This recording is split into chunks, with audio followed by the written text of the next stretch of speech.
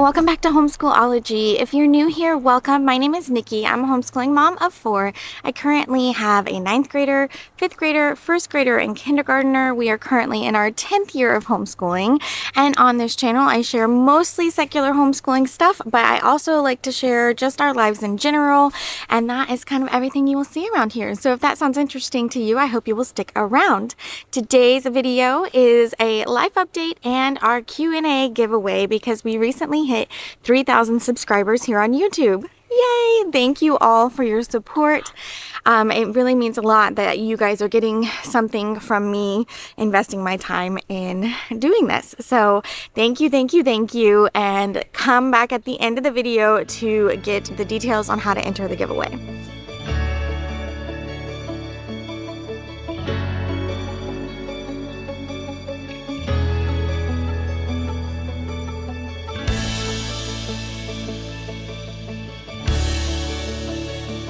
So I'm going to start with a little bit of a kind of like a life update. I'm not going to do a homeschool update in this video because I don't want it to be too long, but I'm just going to give you a life update in general. Homeschool's going really good. Co-op is coming to an end before the holiday season, which means we're prepping for the next semester, which is kind of, you know, keeps me a little busy, but everything is going really good. I had my last class of the year. You say hi. I already did. Oh, well, they couldn't see you. Here, come here. Thank you for the kisses. You want to say hello? I already did. But they couldn't see you. Can you say hello now?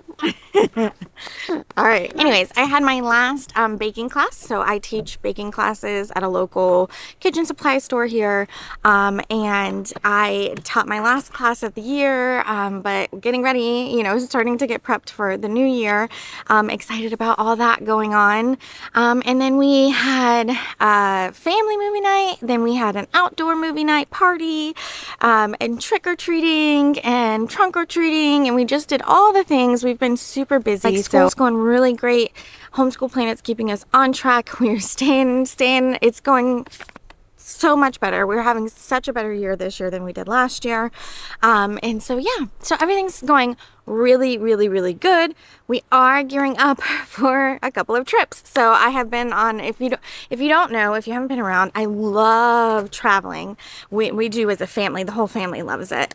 But I had put us on a trip hiatus for a little while because mommy was tired of doing all of the planning and all of the things that I needed to do to make trips happen. And I just needed a break. And so I put us on a hiatus for a while, but I have lifted that now. And so we are going to, my husband travels for work sometimes, so we're going on a trip with him. And then we will be going out west. So we have family that lives out there, and we're going to be visiting them for one of the holidays. So we've got books or planning, you know, travel planning on the books. But yeah, so we are entering a busy season for our lives, less busy season for our homeschool.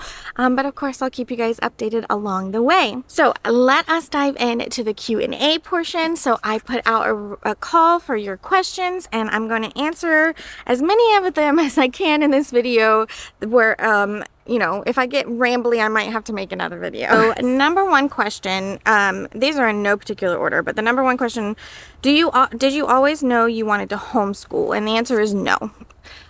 Just like I didn't know I was going to breastfeed or co-sleep or do any of those things that I've done as a mom. The mom that I pictured growing up does not match the mom that I am today.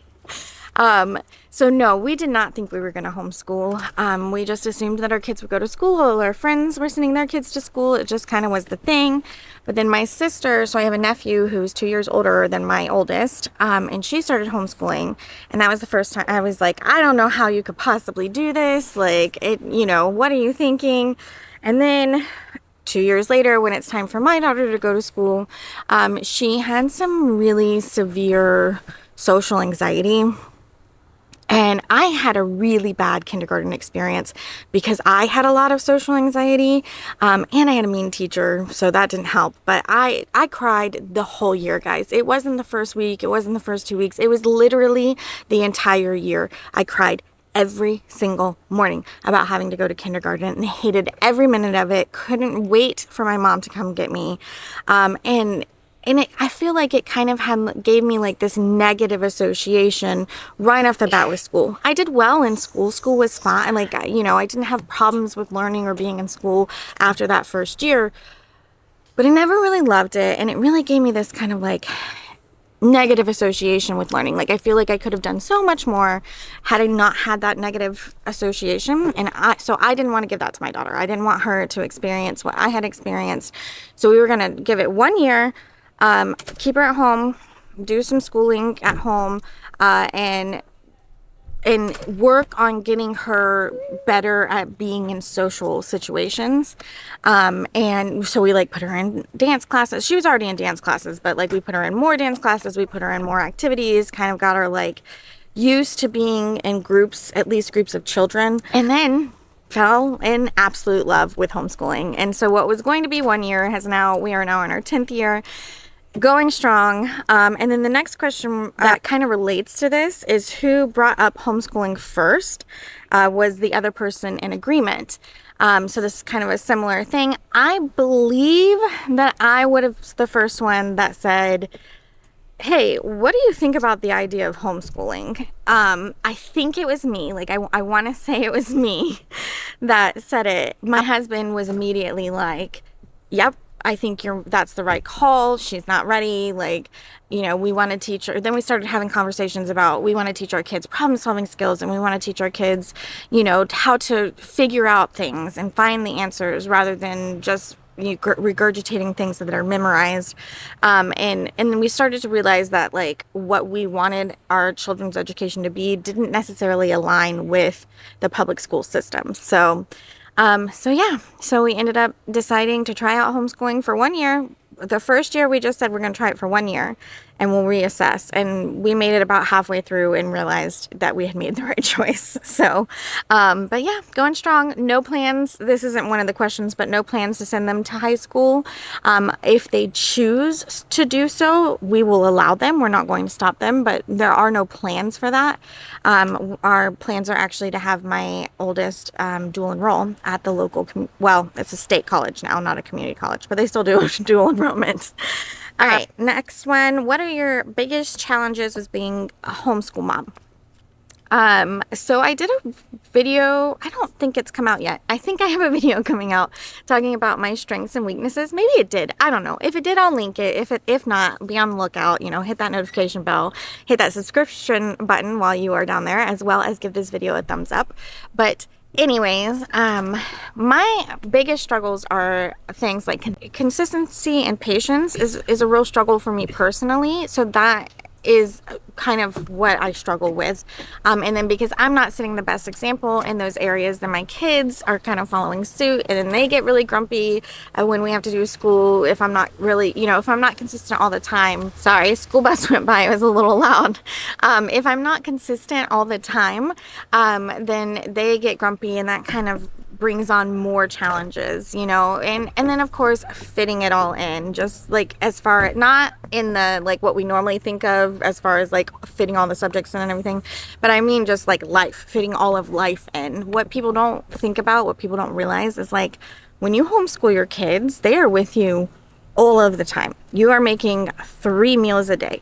You do not have time to clean your house because you are constantly doing something for your children, or helping your children or cooking for your children. Like, and then you're cleaning that much more. You know, my husband used to get, when my kids were little, he used to get really upset if he would come home and the house was messy. And I was like, listen, like our kids aren't gone all day. They're here. Like why have a bunch of toys that they don't play with, you know, like I have to entertain them some way, you know. And eventually he came around to realize that, like, you know, I think it was during one of my so he gets paternity leave and he gets 8 weeks, which is fantastic. But I think it was during one of those periods that he finally realized that like there is no controlling this. Like it is just mad chaos here, and you just do whatever you can to minimize it. Okay, the neighbor's dog got loose and my dog was out, and so we had to take care of that situation. But I am back. I think we were talking about my biggest challenges, and basically it's just like, you know, trying to figure out a way to get it all done while still doing all the things that we're supposed to do, like get enough sleep and take care of ourselves and all that fun stuff. So that is probably my biggest challenges, is just trying to figure out a way to schedule everything. All right, so spelling and ELA best tips. So tip number one, if you are, I guess, in the beginning, you know, like kindergarten, first grade, I highly recommend pinwheels. It is a lot to set up, okay? There is a lot, and it is there's a lot to set up. It is very intimidating. But if you know this going in, like just know, going in, you're going to have a lot to print. You're going to have a lot to cut out. Just set yourself up with your computer and a show and just work on it. Once you get it all set up, it is so easy to use. It's just that initial like setup process that can be really difficult. So like, I highly recommend it. Know that going in. My best tips are to use something like that, like pinwheels. Some kids love All About Reading. None of my kids have liked it. Anybody that I tried did not like it. Logic of English worked decent for us, for my oldest. And so I do like that one, but it's very pricey. And so, you know, but those are the three that I recommend as far as like English language arts for the youngest kiddos. And then for older kiddos, my ELE best tips is let them choose. Let them have choice. So let them choose what you read, you know, so like do unit studies or book studies on books that they want to read, you know, you don't necessarily have to do everything. You know, if you really want them to read something, you can throw one of your choices in every once in a while. But giving choice is going to give you so much less pushback and fight back. Because if they have a choice in what they're doing, they're more likely to do it. If your child just doesn't like English language arts, try to hide it in science or history. Like, so for us, my daughter doesn't like English language arts, but we do history unit studies, where we like take a couple of books and read them and learn about something. And so like we're doing Salem witch trials, and we're going to read The Crucible. We haven't started it yet, but, and so that is like one of the top books to read in high school. She doesn't really know that. I've kind of hidden it into that other category. So that's kind of a trick that has kind of worked for us. And then just keep it simple. Like, honestly, don't push. That was the biggest lesson that I learned with English language arts, is that I pushed my older daughter so hard, and it was disastrous. And I finally gave up, and I was like, we're just not doing this anymore. We're just going to take a break from this, focus on math and our other subjects that we're doing. And all of a sudden, 3 months later, she was reading, like because she decided it was something that she wanted to do. So just don't push it. That is like, you know, give them some choice. Don't push too hard. Eventually they will learn. You've got 12 years with them. 13 if you're counting kindergarten. So you've got plenty of time, and it's not like when they're in school that you have to keep repeating everything because maybe they didn't get it the first time. You know, you want to repeat things, you want to expand on things, but you don't need as much repetition because you're not trying to teach 30 kids. So don't push too hard. Try pinwheels. Absolutely love pinwheels. And All About Reading and Logic of English are really good. Others, if you can't get down with all the prep work. And then as far as older kiddos, which I kind of jumped back and forth, but I'm back on older kiddos. I really love critical thinking workbooks. They have a lot of things like root words and just a lot of critical thinking, which can be super beneficial. And vocabulary I focus more on vocabulary because vocabulary is so important. as far as like if they're going to go to college and have to take all that testing. You know, reading comprehension is of course important. You're going to want to focus on that too, but I feel like vocabulary, if they have vocabulary, they can pretty much do well in all of this area. So yeah, so those are my best tips as far as like ELA is concerned. And then for spelling, we tried All About Spelling, but the old version, and my kids were super bored with it. I've heard the new version is better, but I haven't tried it. We found sequential spelling, and we really like that. It's super simple. My one like negative is it doesn't have a lot of spelling rules in it, and so like the whole point of the program is that you don't need the spelling words, or the spelling rules. But it would have been nice to know the spelling rules. So like that's my only downside to it, but we really love sequential spelling. It's easy, and it's easy and it's quick and it's done. And I feel like they really are learning those patterns to the word, to, you know, how the English language works. Again, don't push it, okay? They will learn to spell. They don't have to be on a 6th grade reading or spelling level in 6th grade, okay? They will learn. And if you're working on the vocabulary a lot, then that's going to help with your spelling too. So those are my best tips. Focus on spelling and reading comprehension. The grammar and everything else will come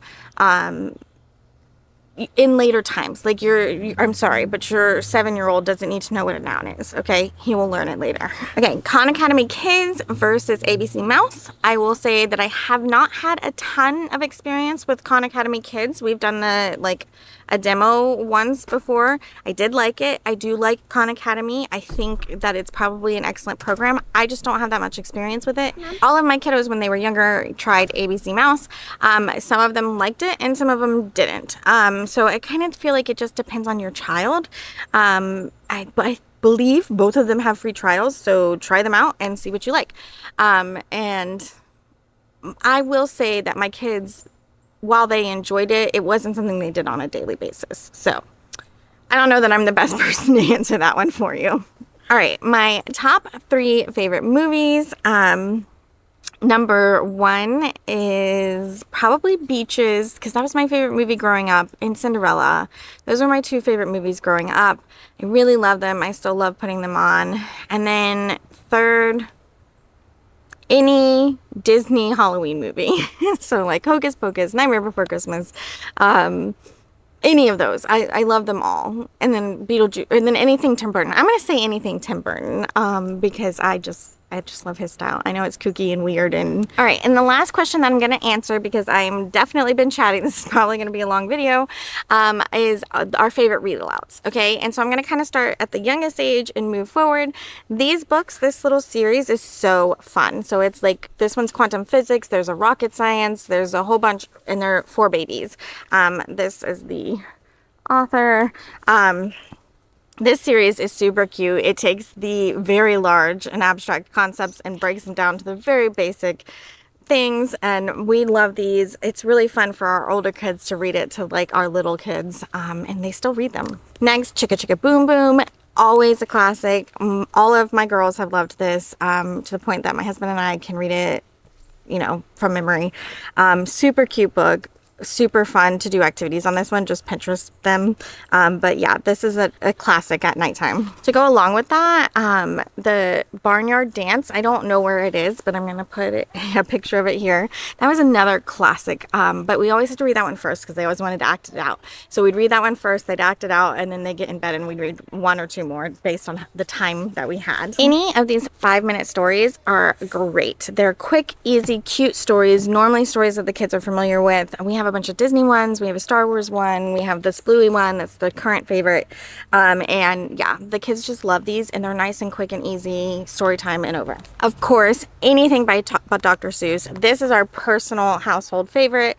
The kids really get a kick out of the silliness of this book, and anything Dr. Seuss my kids love. They're super fun, silly. Next up is The Giving Tree. Don't know why, guys. I don't know why kids like this book, but every child I've ever known loves this book. So highly recommend this one, although I don't know why they like it. anything from Jan Brett. I really love hers. She's Norwegian. My family's Norwegian, so my mom got me into her when I was kind of, you know, a preteen, I guess. But the illustrations are just beautiful. And then most of her books have what happened on the previous page here and what's going to happen on the next page in those little circles. And it's just super fun to kind of see, you know, what happened before. It's a good way to talk about like beginning, middle, and end. So super cute books. I highly recommend.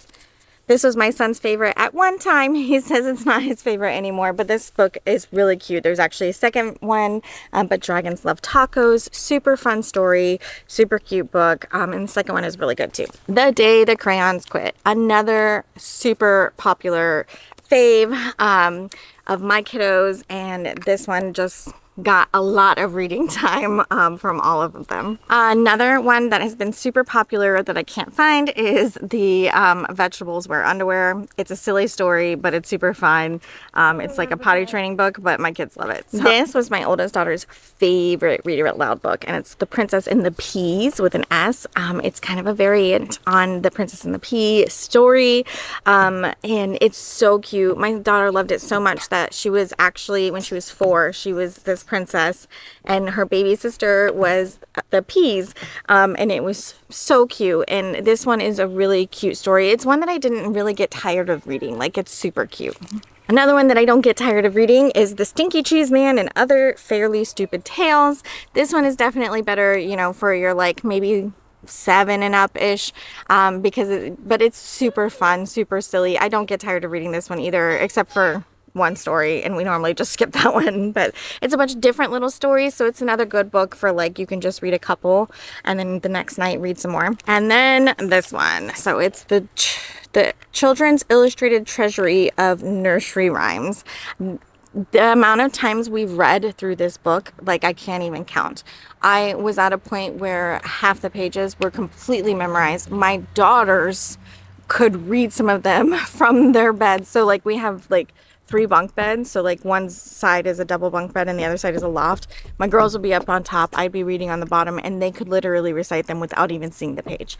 So this was definitely a big hit for all of us, and they're fun little nursery rhymes that, you know, every kid should learn. All right, I'm moving on to some of our favorite books that we've read aloud as my kiddos have gotten older. We read this one going out west one year, The Nerviest Girl in the World. It is a super cute story. My kids loved it. They were sad when it was over. This one is a really great book, and Brave Writer does have a a literature guide to go along with this. So super cute book. This has been one of our favorite read alouds. We read aloud so many, but that one was one of our favorites. So this series, the Amari series, we love this. This is the second book. I can't find the first book because I'm pretty sure I loaned it to somebody. But this series is wonderful. So if your kids like Harry Potter, which is another good read aloud, another one that we read aloud until about book 5, and then we're on a little hiatus because I feel like the content gets a little older at that point. But anyways, Amari is very similar to that, a little less dark, really cute story. It's her and her brother gets lost in a magical world, and she's trying to find him, and it's super cute. I loved this series personally. My kids were at an age where they just like to disagree with me, but this story is so cute, guys. And so I highly recommend it. It's the Unicorn Quest. It's a trilogy. There are 3 books. Super cute story, super fun. And I think my kids secretly enjoyed it. They just, you know, we're in that phase where they just didn't want to like what mom liked. Let me put it this way. We finished reading it. So they still chose to read it even though they said they didn't like it. Last but not least, I wanted to share these books that we absolutely love. I cannot say this, so I'm gonna put it here. Mina Lima. But she has illustrated all these like classic stories, and they have all of these fun like little pull down, or how does this one work? Oh yeah, okay. So like a little pull down tab so the cat disappears, and all kinds of like fun little things along the way. This one, I can never remember how to work this one. Oh, it twists. Humpty Dumpty comes out. So they're just really fun and they're beautifully illustrated. Lots of pretty illustrations, and highly recommend these. They make it fun for the kids to like snuggle up and look at the pictures while you read. So thank you for sticking around if you did this long. I know I've been rambling, I know I've been chatting a lot, but hopefully that was informative to you guys, or entertaining, or helped you guys think or find some ideas. If you have any other questions, please drop them down below in the comments. I'll be happy to answer them. But I know what you guys are really here for. You're here for the information on how to enter the giveaway, so let's jump into that.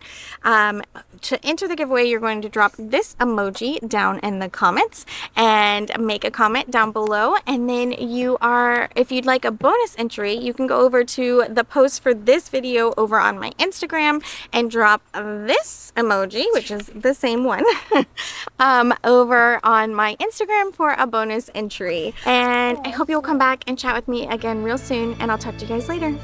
Bye.